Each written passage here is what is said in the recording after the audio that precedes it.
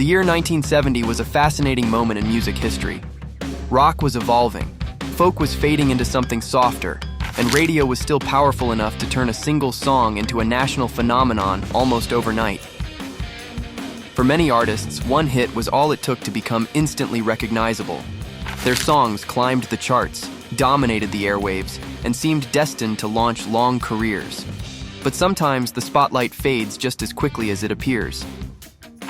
A handful of artists from that year scored massive hits that everyone remembers, yet their names quietly disappeared from the charts soon after.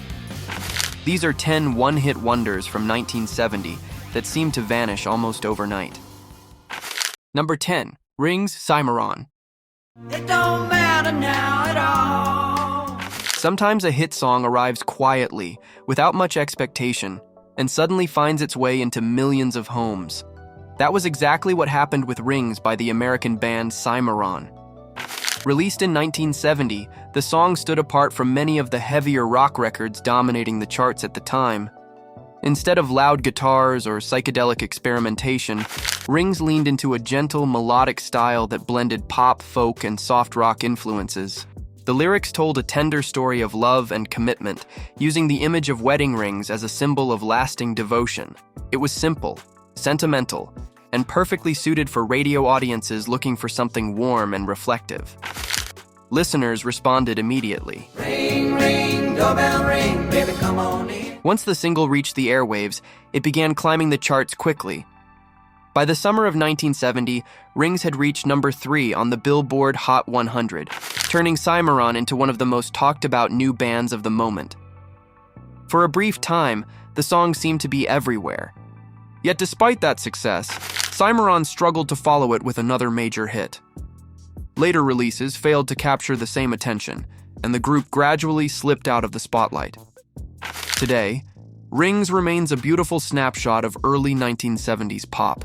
A soft, heartfelt hit that once filled the radio airwaves, even if the band behind it quickly faded from the charts. Number 9. United We Stand, Brotherhood of Man. Then with you, my love. In 1970, the world was still echoing with the social tensions of the late 1960s. Protest movements, political unrest, and a growing desire for unity had begun shaping the music of the era.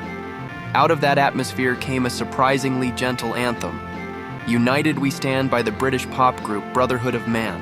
Unlike many protest songs of the time, this track didn't rely on anger or confrontation. Instead, it delivered its message through a warm melody and simple lyrics about togetherness, friendship, and mutual support. The chorus was direct and memorable. For united we stand. It was a phrase that had existed long before the song, but the group turned it into a radio-friendly pop anthem that resonated with audiences across multiple generations. When the single reached American radio, it quickly caught attention. By the middle of 1970, United We Stand had climbed to number 13 on the Billboard Hot 100, becoming the group's most recognizable hit in the United States. The song also found success internationally, making Brotherhood of Man briefly one of the most familiar new acts on the charts. Just you call out here. But the momentum didn't last. While the group would later find success again in Europe with a completely different lineup later in the decade, their early 1970 breakthrough never developed into a lasting presence on American radio. Today, United We Stand survives mostly as a nostalgic reminder of a hopeful moment in pop history. A song about unity that once echoed across the airwaves before quietly fading away. Number 8. Gimme Dat Ding, the Pipkins. Every era produces a few songs that sound so strange, so playful, that they almost feel like musical accidents. In 1970, one of the most unusual hits on the charts came from a British studio duo called the Pipkins. Their song, Gimme Dat Ding, sounded unlike anything else on the radio. Built around a fast, bouncy rhythm and exaggerated cartoon-like vocals, the track leaned heavily into novelty pop. One singer delivered lines in an impossibly deep bass voice, while the other responded with a high-pitched squeaky tone, creating a humorous back and forth that made the song instantly memorable. The lyrics themselves were intentionally absurd. Rather than telling a clear story, the song played with nonsense phrases and comedic timing, making it feel closer to a playful music hall performance than a traditional pop single. Surprisingly, audiences loved it. When Gimme Dat Ding reached radio stations in 1970, its quirky charm caught listeners' attention almost immediately. The single climbed quickly to number 9 on the Billboard Hot 100, turning the Pipkins into one of the most unexpected hitmakers of the year. For a brief moment, the song seemed impossible to avoid. But novelty hits often have short lifespans. After the success of Gimme Dat Ding, the Pipkins struggled to repeat that sudden burst of popularity. As quickly as they had arrived on the charts, they disappeared again, leaving behind one of the strangest and most cheerful one-hit wonders of the early 1970s. Number 7, My Baby Loves Lovin', White Plains. In the early months of 1970, radio listeners were greeted by a song that sounded like pure sunshine. My Baby Loves Lovin' by the British pop group White Plains arrived with bright horns, upbeat rhythms, and a chorus so cheerful it seemed designed for instant sing-alongs. The song captured the easygoing spirit of late 1960s pop while gently pushing it into the new decade. White Plains was actually part of the British studio pop tradition that produced several polished radio hits during that era. Behind the scenes, the group was connected to producers who understood exactly how to craft songs that would appeal to top 40 audiences, and they succeeded. When My Baby Loves Lovin' reached American radio in 1970, it quickly gained momentum. The song climbed the charts and eventually reached number 13 on the Billboard Hot 100, making White Plains briefly one of the most recognizable new acts of the year. Its bright brass arrangements and joyful chorus made it feel like the musical equivalent of a sunny afternoon. For a moment, the group seemed poised for a lasting pop career. Yet despite the song's success, White Plains struggled to produce another hit that resonated in quite the same way. As the decade moved forward and musical tastes shifted toward harder rock and emerging singer-songwriters, their polished pop sound began to fade from the charts. Today, My Baby Loves Lovin' remains a classic one-hit wonder, a joyful reminder of a moment when a single catchy song could briefly place a band at the center of the pop world. Number 6, In the Summertime, Mungo Jerry. You got women on your mind. Some songs don't just become hits, they become the sound of an entire season. In 1970, that song was In the Summertime by the British band Mungo Jerry. From the moment the track begins, it feels effortlessly carefree. A loose skiffle rhythm, jangling acoustic guitars, and a distinctive jug-like percussion create a sound that feels almost homemade. Instead of sounding polished or carefully engineered, the record feels spontaneous, like a group of friends playing music on a warm afternoon. That relaxed spirit was exactly what made the song irresistible. Written by the band's frontman Ray Dorset, In the Summertime celebrates the simple pleasures of summer, driving around, enjoying the sunshine, and forgetting about responsibilities for a while. When the song reached radio in 1970, audiences embraced it immediately. The single exploded across international charts, reaching number 1 in several countries and climbing to number 3 on the Billboard Hot 100 in the United States. Within months, it had become one of the biggest hits of the year and one of the most recognizable summer songs ever recorded. For a moment, Mungo Jerry seemed destined for long-term success, but lightning rarely strikes twice.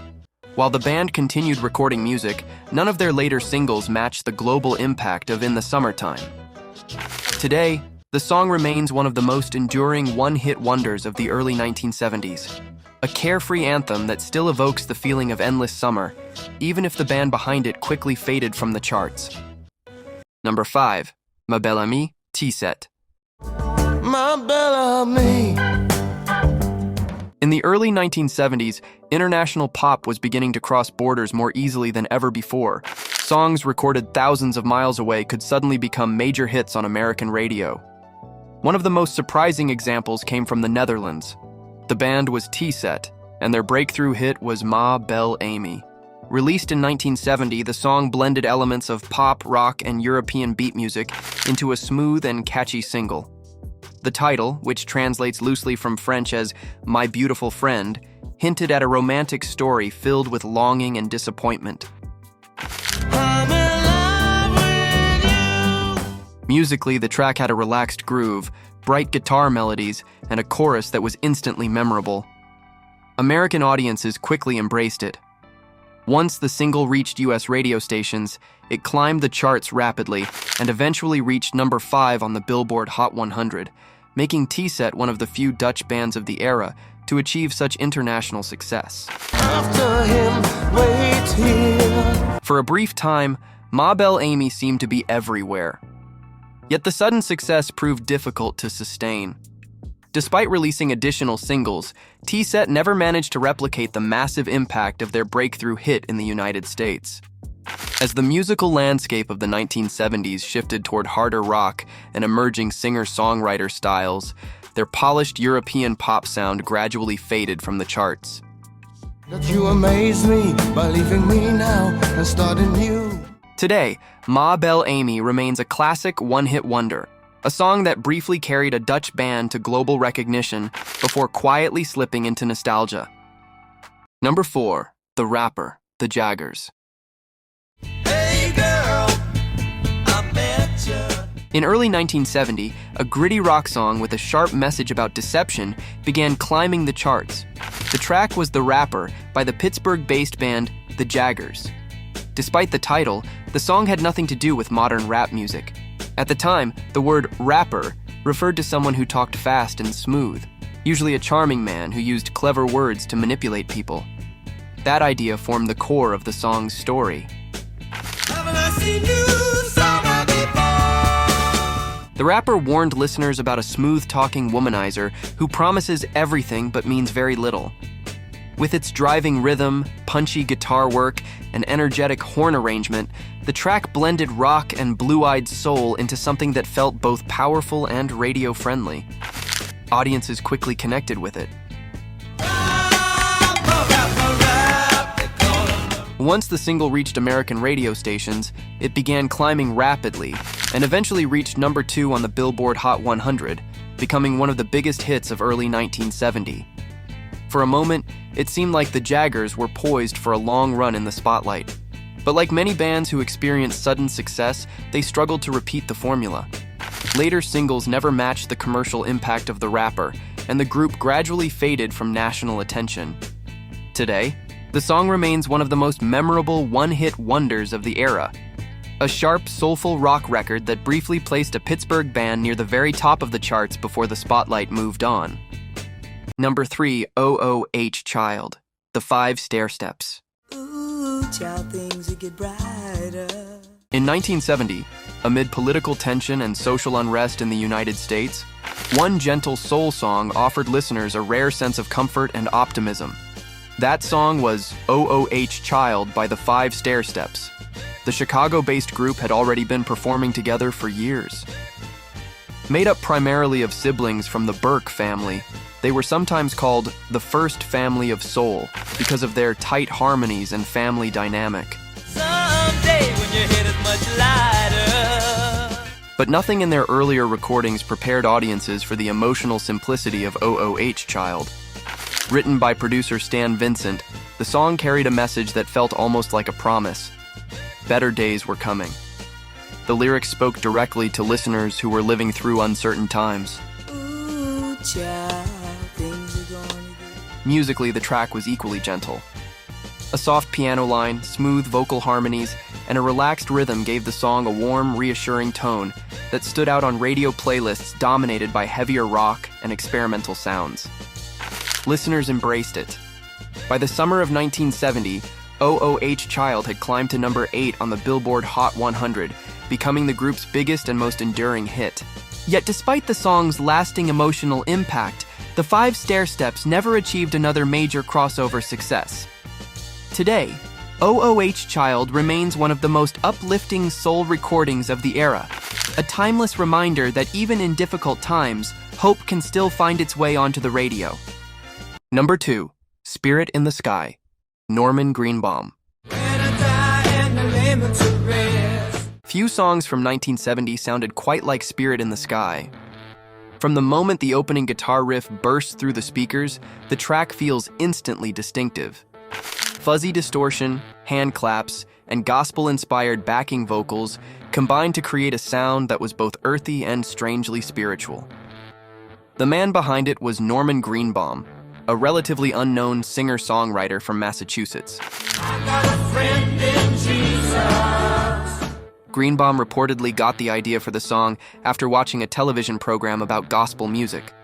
Inspired by the energy and sincerity of the genre, he decided to write his own spiritual anthem, even though he himself wasn't part of the Christian tradition.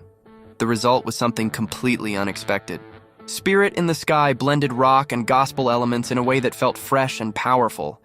Its lyrics spoke openly about faith, redemption, and the hope of reaching heaven, themes rarely heard in mainstream rock at the time. Radio stations embraced the song immediately. Went on to the Spirit in the Sky. Released in 1969 and reaching its peak in 1970, the single soared to number 3 on the Billboard Hot 100 and became a massive international hit, selling millions of copies worldwide. For a brief moment, Norman Greenbaum seemed poised to become a major new figure in rock music. But lightning rarely strikes twice. Despite releasing additional material, none of his later recordings achieved the same level of success. Over time, Greenbaum stepped away from the music business and lived a quieter life outside the spotlight. Yet Spirit in the Sky never truly disappeared. Decades later, the song still echoes across films, commercials, and playlists, a powerful reminder of one of the most unforgettable one-hit wonders of the early 1970s. Number 1, Love Grows, Where My Rosemary Goes, Edison Lighthouse. At the dawn of the 1970s, pop music still carried the bright, melodic charm of the previous decade. Few songs captured that cheerful spirit better than Love Grows, Where My Rosemary Goes, by Edison Lighthouse. From the very first seconds, the song feels irresistibly upbeat. A bouncy rhythm, sparkling guitars, and a joyful chorus combine to create a sound that instantly lifts the mood. It was the kind of record that seemed perfectly designed for top 40 radio.